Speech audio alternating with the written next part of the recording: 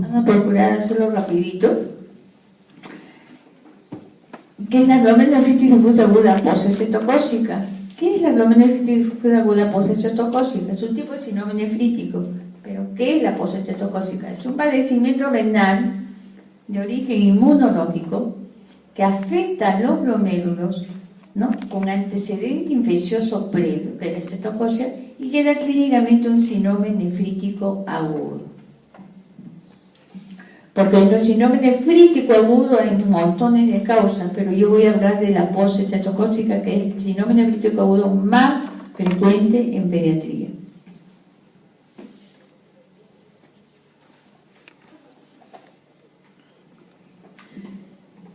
¿Qué es el síndrome nefrítico agudo? Es este conjunto de síntomas y signos que estamos viendo acá. Hematuria es lo que caracteriza al síndrome nefrítico agudo. En segundo lugar, la hipertensión arterial, que es un dependiente de volumen. En tercer lugar, edema, que es diferente al edema nefrótico, porque el edema nefrótico es disminución de presión oscótica, deja fovea. En cambio, en el nefrítico es por retención de agua y sal, y por lo tanto el edema es duro. En cuarto lugar, va a haber disminución del volumen urinario y yo puedo tener retención nitrogenal. O sea, lo que caracteriza el nefrítico es la hematuria y el nefrótico la proteinuria.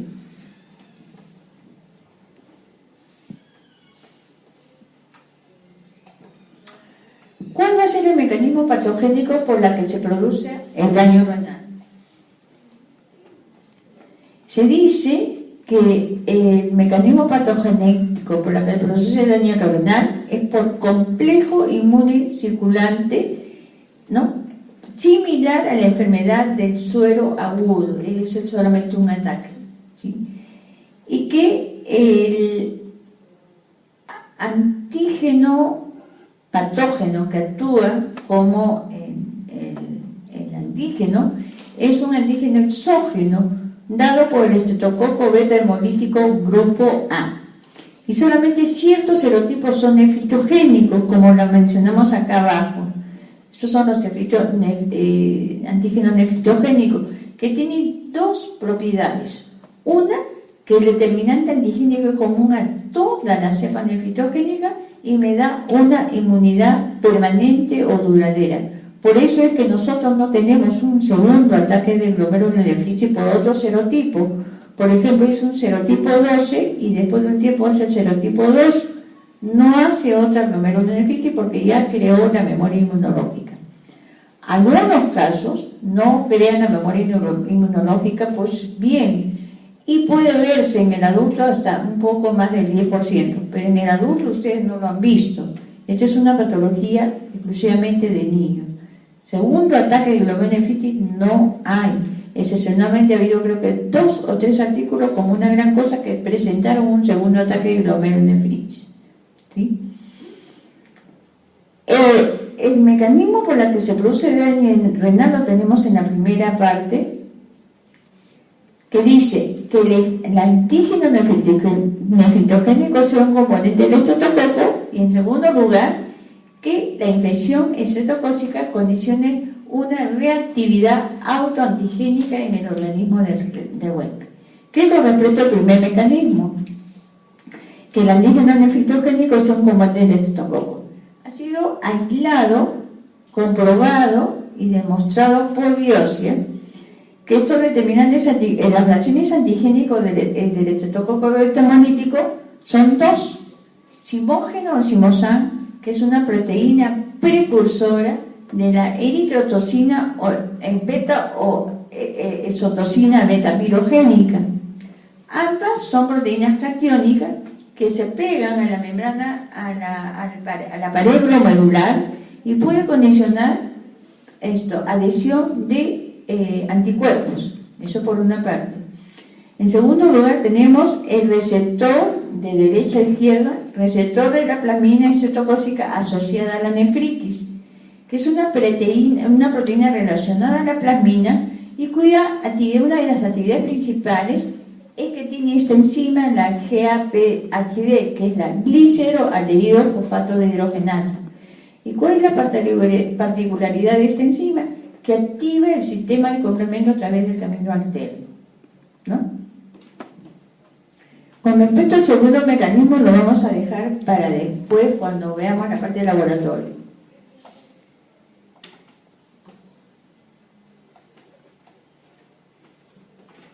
Entonces decíamos que el agente exógeno es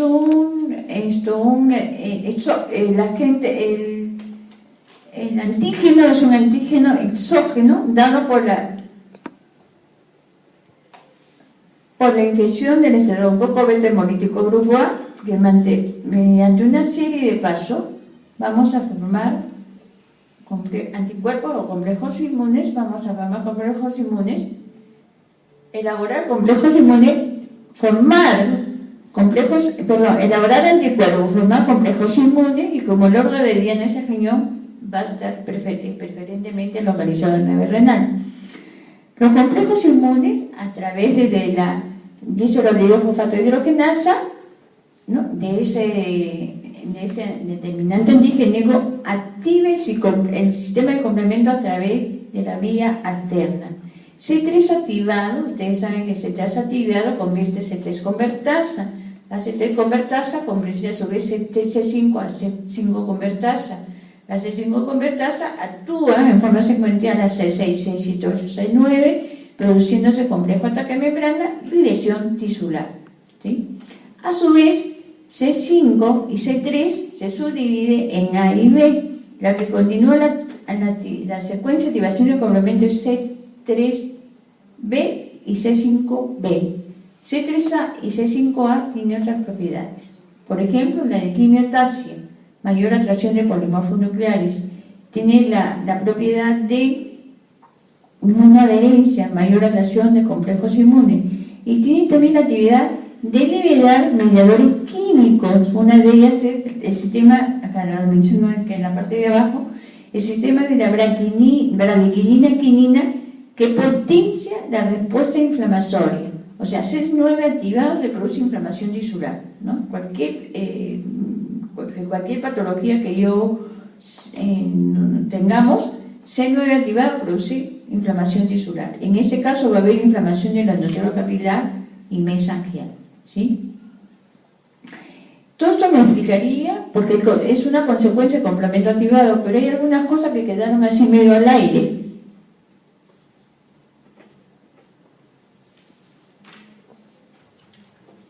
Entonces, más o menos en el año 2006, y en Chicago y colaboradores decían, ¿por qué los complejos y las lesiones a nivel acá, por qué se depositan los complejos inmunes por fuera, ¿no? A nivel subepitelial, o sea, en los podocitos? Se sabe, miren, si tengo acá complejos inmunes, hacia el lado izquierdo ven ustedes complejos inmunes de determinante antigénico que llegan al riñón, pero son repelidos por la carga negativa subendotelial. Se ven ahí clarito, ¿no es cierto?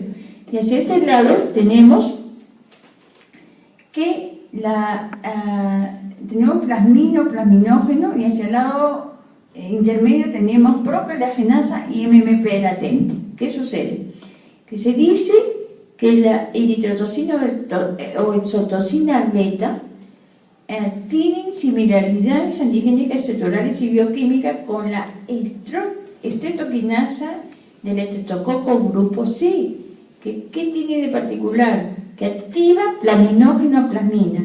Activando eso, puede interactuar con complejos inmunes o determinantes antigénicos y hacer que la procolagenasa o la MMP latente se vuelvan activas, es decir, como colagenasa y MMP activa.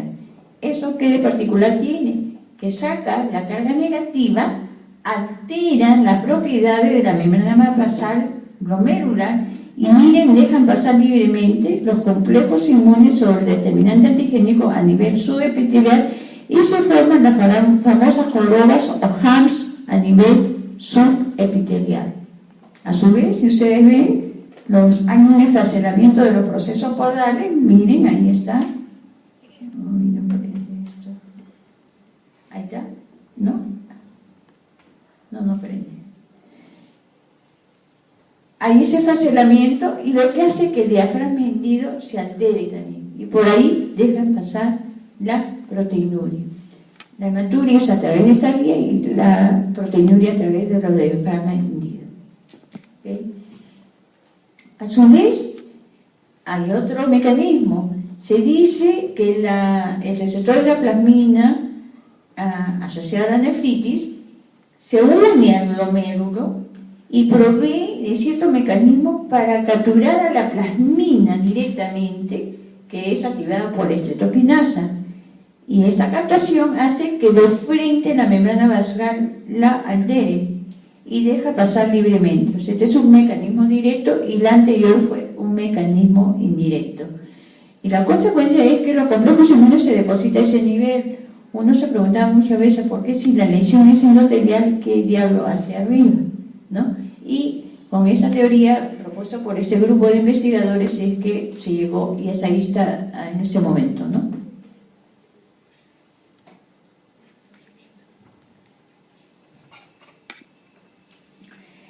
Dijimos que la glomerulonefritis es por complejo inmune circulante.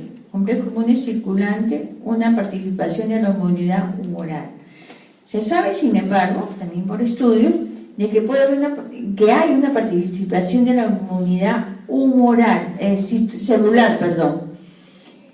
Se sabe que la proteína M del estreptococo que me da el serotipo, no es el determinante antigénico, es el que me da el serotipo 2, 4, 7, etcétera, etcétera.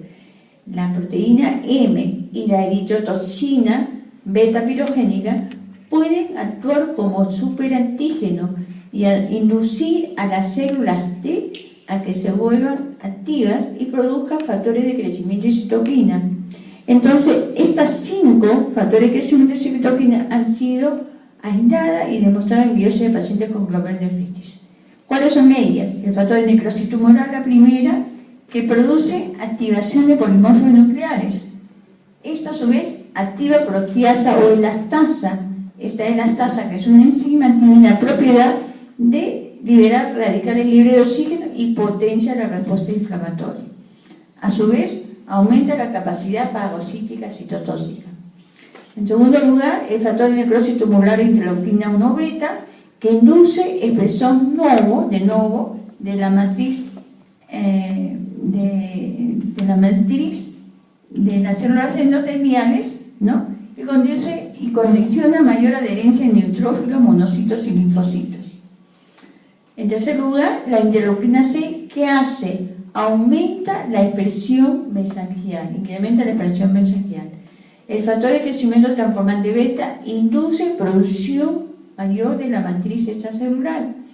Y por último, el factor de crecimiento y derivada de la plaqueta, vean, estimula la proliferación celular e incrementa la producción del factor de crecimiento transformante. Es decir, que hay una participación de la inmunidad celular en glomerulonefritis que se decía solamente netamente humoral, no, es ambos, siempre hay un intercambio.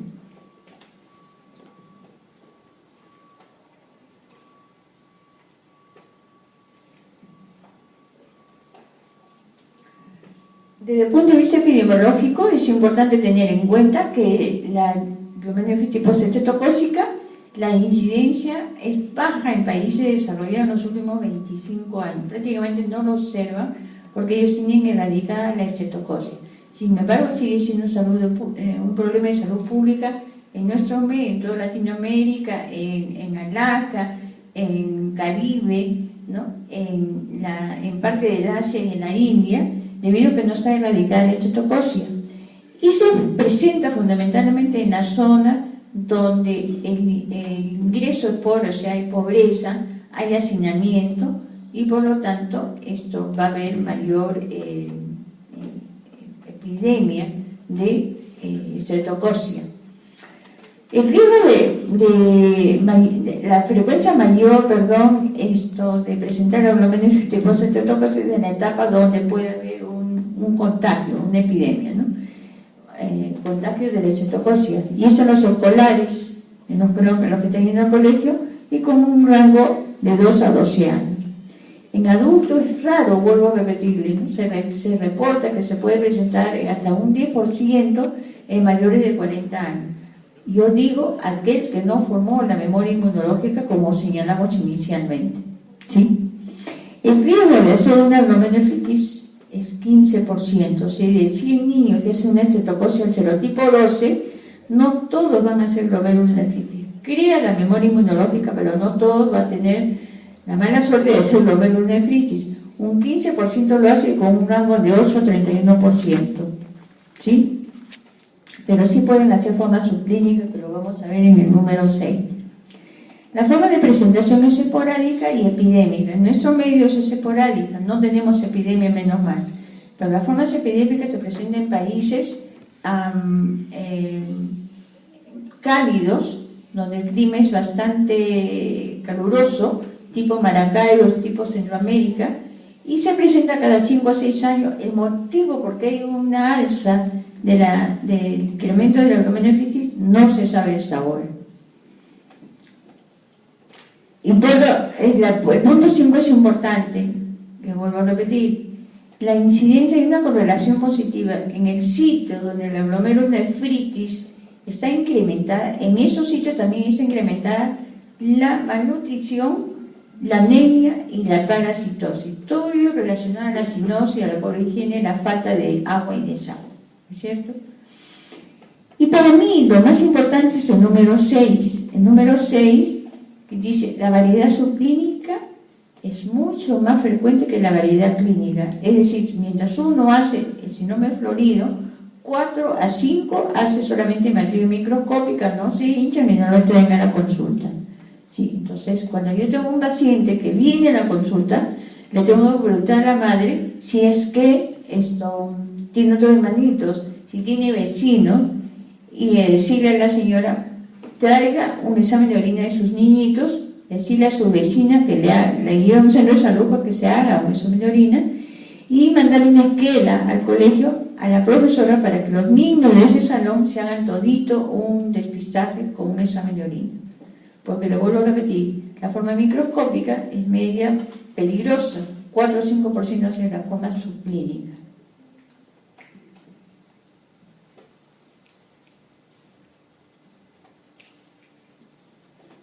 Fase, bien fácil, fase infecciosa, latente y renal. La fase infecciosa es donde se evidencia la infección estreptocócica faringea, faringoamigdaliana o cutánea. La fase latente está entre la fase infecciosa, que cuando es una faringea es 1 a 3 semanas, y si es una cutánea, 3 a 6 semanas. Y la fase renal es cuando se hace evidente el síndrome nefrítico.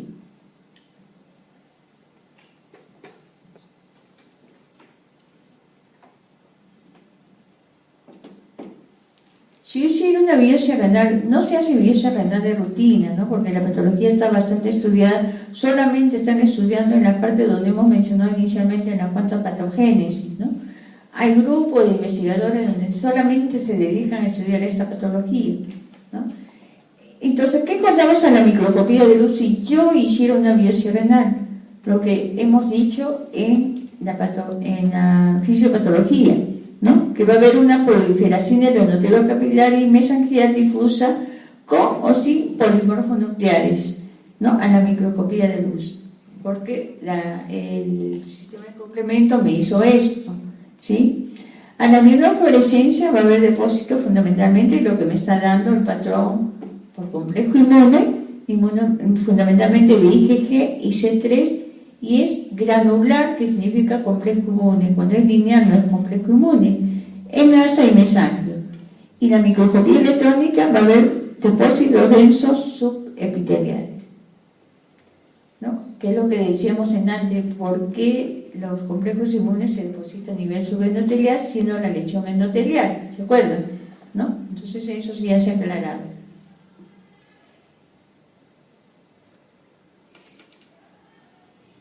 Eso es un glomérulo que me mostré antes, creo, que esto es normal, que el asa capilar debe estar así limpiecita. No prende. Se ve blanquito entre una asa y otra asa capilar, pero aquí se voló el núcleo. El núcleo entre una asa y asa capilar no debe ser más de 3. El espacio de Bowman debe estar libre, como estamos viendo ahí.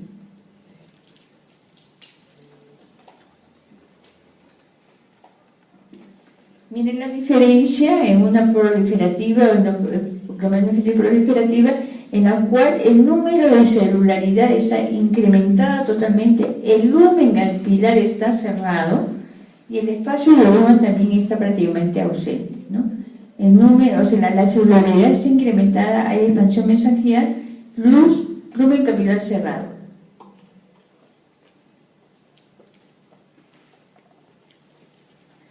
A mayor aumento es para buscar presencia de polimorfos nucleares. Ojalá que prenda esto. Ahí está. Ahí. Para buscar polimorfos nucleares, acá tengo otra abajo. No prende. Pero ahí se ve, ¿no? Esto de acá. ¿Sí? Para buscar polimorfos nucleares no tiene que ser a mayor aumento.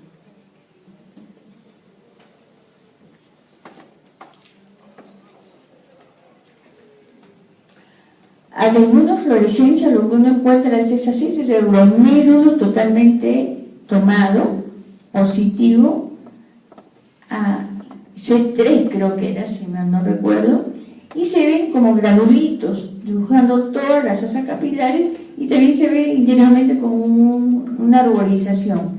Eso es depósito mesangial y la parte de afuera es depósito capilar.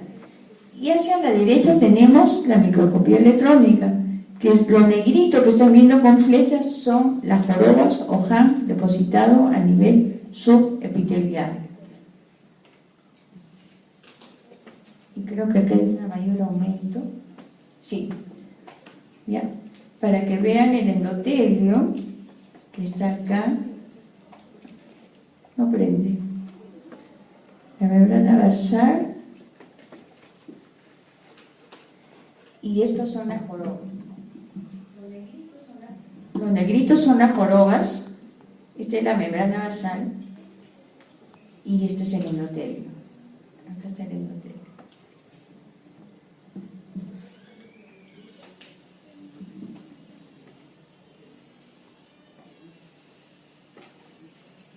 Diagnóstico diferencial con qué debo hacer. En primer lugar, con enfermedades bacterianas y virales coincidentes. En la enfermedad bacteriana, sinusitis bacteriana subaguda, en cardiopatía congénita adquirida, ¿no? Este mecanismo es diferente, porque da antigenemia persistente y dispara émbolos de bacteria cada cierto tiempo, y por lo tanto me da una glomerulonefritis progresiva tipo de MP o membranosa. Nefritis por submentil colateral infectado en los pacientes con hidrocefalia, que se le coloca la válvula de Pudens, la punta de la válvula que se localiza, usualmente se localizaba antes en la válvula, en la aurícula derecha, se infectaba y disparaba el módulo de bacteria similar a la endocarditis bacteriana. Tratamiento antibiótico previo hemocultivo. Si no cede con el tratamiento antibiótico, yo debo sacar, retirarle la válvula, o en el caso de la endocarditis bacteriana, tratamiento quirúrgico de validación, ¿no? de las zonas de la endocarditis. Otras enfermedades bacterianas son los abscesos viscerales, que el pronóstico es malo, generalmente da una glomerulonefritis rápidamente progresiva. Virales coincidentes, debemos medir hepatitis B, CHB, tos, CMV, Epstein-Barr, toxoplasma, que es un tipo de parasitosis que también debemos descartarlo. Exacerbación aguda de glomerulonefritis crónica son aquellos pacientes que hacen glomerulonefritis subclínica, que no da síntomas, y que en un momento determinado, que ya está con una glomerulonefritis crónica, sin síntomas, se enferman, hacen un asma, por ejemplo, va a emergencia, le colocan un endovenoso porque no pueden tolerar la vía oral y ¡blum! Se hincha, bruscamente se hincha y está dando la impresión de que recién está debutando. ¿Cómo voy a hacer el diagnóstico? Haciéndole análisis, ¿no? Y haciéndole una ecografía renal, ¿sí? Púrpura vascular alérgica o púrpura de Genopsorin es la siguiente diagnóstico diferencial. 40-60% de los pacientes con púrpura vascular alérgica condicionan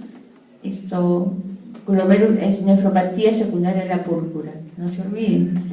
Hematuria idiopática hay dos formas: la hematuria idiopática benigna, que hay una hiperplasia mesangial. La característica de la hematuria idiopática es que orinan macrohematuria cada vez que hacen ejercicio o hacen una infección respiratoria alta, pero con el reposo calma, no se hinchan ni nada, ¿no? Pero con el reposo calma.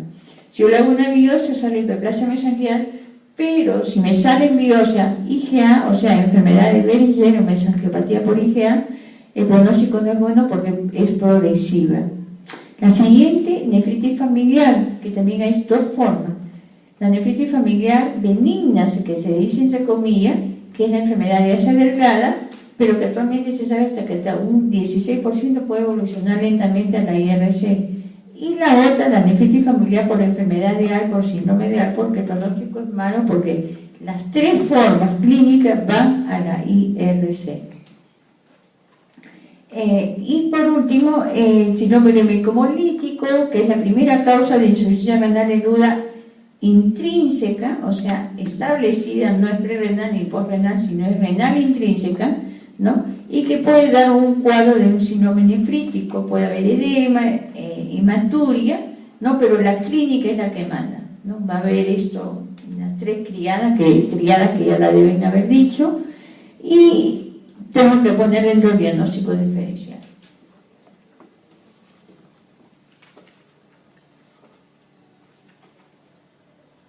Bueno, van a hacer los datos de laboratorio que debe pedir rápidamente: un examen de orina, corroborar la presencia de eritrocituria.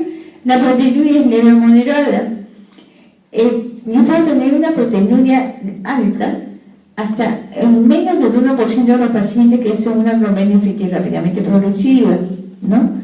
Debutan con insuficiencia renal, hay que dializarlo, son hipertensos severos y hay que biopsiarlo de todas maneras, porque esto, menos mal que no es muy frecuente, pero sí es una rápidamente progresiva, ¿no? Hay formación de quiescencia severa y puede ir a la insuficiencia renal terminal. Retención nitrogenada, uriglicerina elevada, como va a haber proliferación del endotelio capilar, lógicamente la filtración glomerular se altera. Nosotros hemos visto retención nitrogenada hasta un 15% en el servicio. El diagnóstico que me da desde el punto de vista laboratorial es la depuración de creatinina. En el mecanismo que mencionamos, patogenético, dijimos que va a haber una hipocomplementemia. La hipocomplementemia se presenta hasta las 4 semanas. Algunos autores dicen que podría correr hasta las 8 semanas. La hipocomplementemia no es en el 100%, hasta en el 91%, ¿sí? Pero si yo tengo una hipocomplementemia que me dura más de las 6 a 8 semanas, debo pensar en otra glomerulonefritis hipocomplementémica, no en una post-cetocócica, si me dura más de ese tiempo. Títulos de enzimas cetocócicas, la única que se hace en nuestro medio es la anticetolicina O, que no es muy específica. Cuando es cutánea se lea menos del 40%, hasta un 39%, y cuando es faringoamidalitis, menos del 80%, hasta un 79%. Hay otras enzimas del estreptococo, tipo el cipógeno que mencioné inicialmente, que se eleva hasta el 92%, está positiva, ¿no? La antihialuronidasa, la entistreto desoxirribonucleasa, que se eleva hasta un 90%, pero no lo hacemos en nuestro medio porque también los reactivos son caros. Pero como tenemos el complemento, yo creo que ese dato de laboratorio sí me ayuda bastante. Cultivo del estreptococo beta hemolítico no es útil hacerlo, salvo que tuviera lesiones cutáneas activas. Si yo tengo lesiones cutáneas activas, entonces sí debería ser el cultivo para saber qué serotipo predomina en nuestro medio, pero no se usa usualmente, ¿no? El otro dato que me puede ayudar también desde el punto de vista laboratorial es dosaje de inmunoglobulina G y A. ¿Por qué? Porque va a estar elevada por el mecanismo inmunológico señalado. Nosotros lo hemos observado hasta un 89%. Complejo inmune circulante en la primera semana es muy fugaz, es caro y solamente se hace como para estudio de investigación hasta un 66%. Y dejé por último el factor reumatoideo. ¿Se acuerdan del segundo mecanismo por el que se produce el daño renal? Que era que la infección cetocócica condicionaba una reactividad autoantigénica en el organismo del huésped. Bueno, pues se dice que la neuroaminidasa del estreptococo deshiala o retira el ácido oxálico de la inmunoglobulina G en estos pacientes y hace que esa IgG se altere. ¿Y qué hace el organismo ante esa IgG alterada? Forman IgG contra esa IgG desnaturalizada y se forman los factores reumatoideos. McIntosh, que fue el que propuso esa teoría, lo corroboró a nivel sérico y a nivel de biopsia renal, ¿sí? Y es una teoría que sigue vigente porque la neuroaminidasa no solamente lo vemos en glomerulonefritis, sino también lo vemos, por ejemplo, en el síndrome hemogrémico hemolítico condicionado secundario a la estreptococo neumonial, ¿cierto? Ahí también participa eso. Entonces,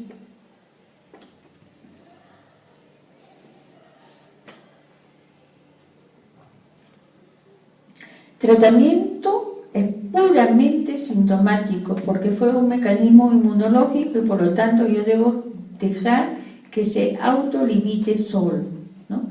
Tratamiento bien hinchado, reposo, solamente durante el periodo hipertensivo y de hipervolemia, usualmente una semana. Dieta debe ser lógicamente bajo en sal y bajo en volumen, ¿sí? Durante el periodo que dure el reposo. Debe ser restringido en proteínas si hay retención nitrogenada. Diuréticos, si el edema es moderado o acentuado, debo dar, si el edema es leve, solamente dieta. Si el edema es moderado, diurético por vía oral. Pero si el edema es severo, yo debo internar al paciente, ¿sí? Hipotensores, si la presión arterial diastólica es mayor de 95 percentil, previo uso de diurético. Porque ustedes saben que la hipertensión es por hipervolemia. Entonces yo reduzco el edema, reduzco la hipervolemia, y si persiste hipertenso, yo voy a hacer uso de hipotensores. Penicilina damos por dar algo, porque no es que la penicilina vaya a actuar sobre la lesión que ya se produjo. Lo que hago es evitar que se propague la estreptococia y evitar que la infección estreptocócica en el paciente se quede allí, ¿no? Sobre todo para evitar la estreptococia que sea epidémica. Y estimé dosis en menores de 6 años y en mayores de 6 años. Si yo tuviera lesiones cutáneas activas, yo puedo usar penicilina de acción más rápida tipo procaínica y también se puede usar penicilinas semitendéticas, ¿no? Tipo ampicilina o amoxicilina. Y en lo que son alérgicos a la penicilina, yo puedo usar macrolidos como la eritromicina. Y en cuanto a balance hídrico, solamente una fase edematosa y hipervolemia. Estos pacientes no ingresan, no se hospitalizan, solamente se hospitalizan un porcentaje bien bajo que viene con un edema severo. Por lo tanto, nosotros por consultorio externo debemos decirle la dieta que debe ser fundamental, explicarle a la madre el por qué, ¿no? Si uno le explica bien, la madre entiende, y decirle que venga al día siguiente para pesarlo y tomarle la presión.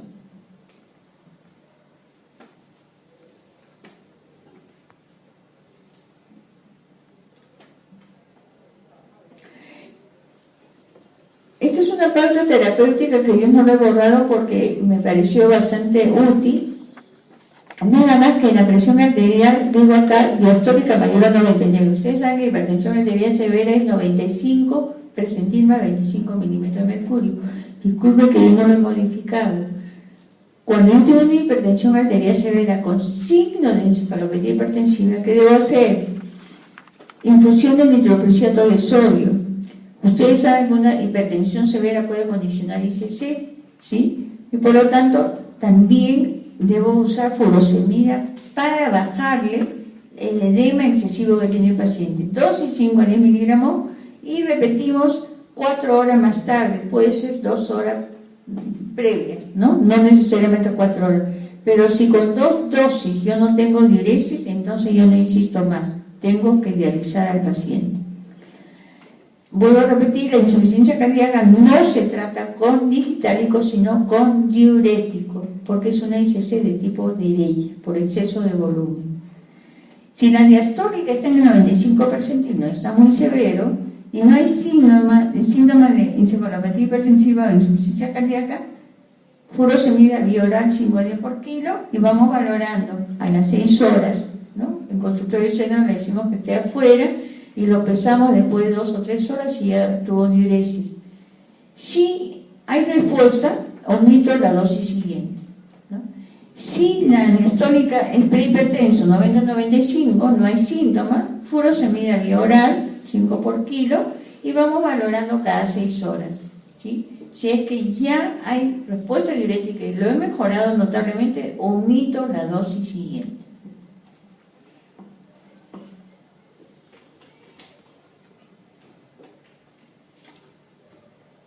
Estos son los principales hipotensores que usamos en pediatría. En primer grupo son los diuréticos. Dentro de los diuréticos resalto fundamentalmente la furosemida y la bumetamida, que son diuréticos de asa, que lamentablemente no lo tenemos en nuestro medio, que es mucho más potente, y es lo que usamos en síndrome nefrítico agudo.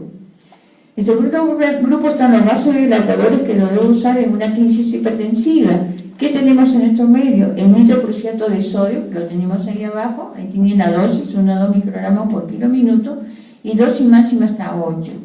Diazóxido, 2, que por vía endovenosa no lo tenemos en nuestros medios, y el minoxidil .1.2, que es por vía sublingual, no hay por vía parenteral.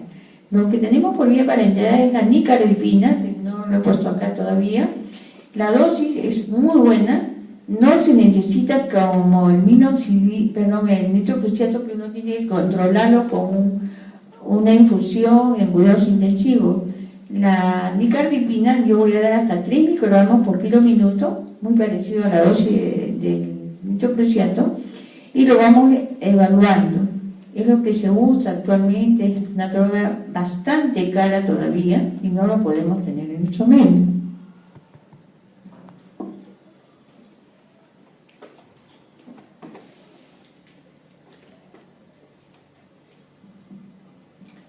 Dentro de los agentes adrenérgicos tenemos en primer lugar alfa bloqueador, que es el Prazosin, que es el Minopres, que tiene la dosis, alfa y beta bloqueador, ¿no? Que es la betalol, que sí lo tenemos por vía parenteral y nos ha ayudado mucho en problemas de crisis hipertensiva.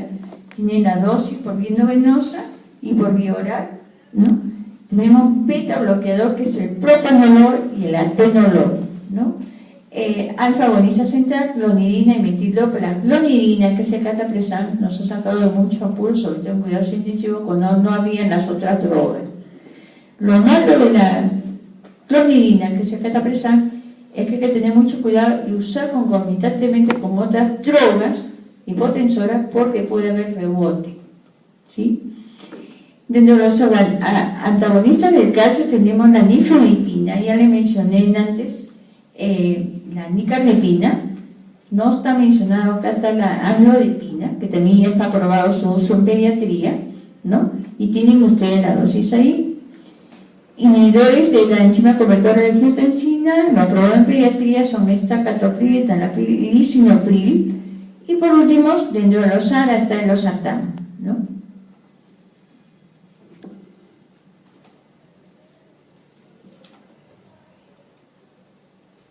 ¿Cuáles son los errores terapéuticos que no debemos cometer?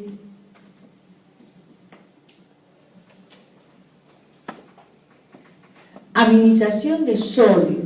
Usualmente cuando llega un paciente de emergencia, están con dificultad, no toleran vía oral y agarran y le ponen un endovenoso. ¿Qué estamos haciendo? Colocándole un endovenoso con dextrosa y suero en cloruro de sodio 40 por litro, milimol por litro. ¿Qué estamos haciendo? Incrementándole el intravascular. Eso no se debe hacer. Se debe dejar una valita como para poder usar de repente un diurético, ¿sí?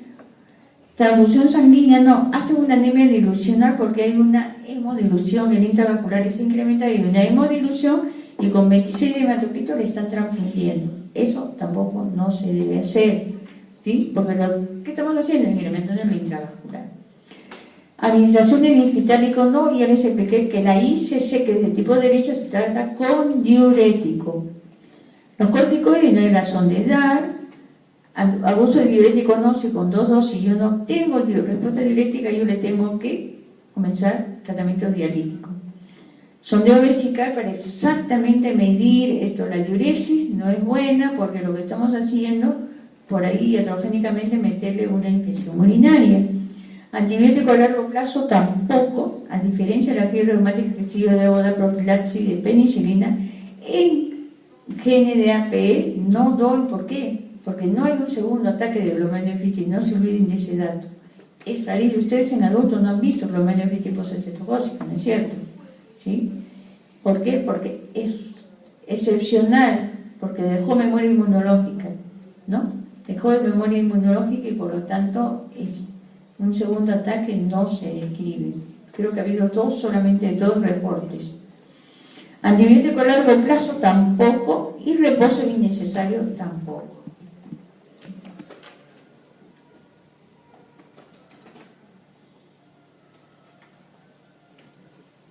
Evolución buena, curan espontáneamente entre 6 a 12 meses, excepto ese 1% que es una rápidamente progresiva, pero casi todos curan espontáneamente, ¿no? Salvo también el caso que sea una forma subclínica que puede ir progresivamente la glomerulonefritis, no se olvide. Entre 6 y 12 meses se pueden quedar con el material residual, una proteinuria, generalmente se ve más rápido que la hematuria, y la mortalidad es menos del 0,5%, ya no 1%, 0,5% en la fase aguda, y generalmente porque hizo una crisis hipertensiva, hizo un edema pulmonar, pero ya casi no se ve. En el hospital de niños, por ejemplo, no se ve. Creo que ese es todo.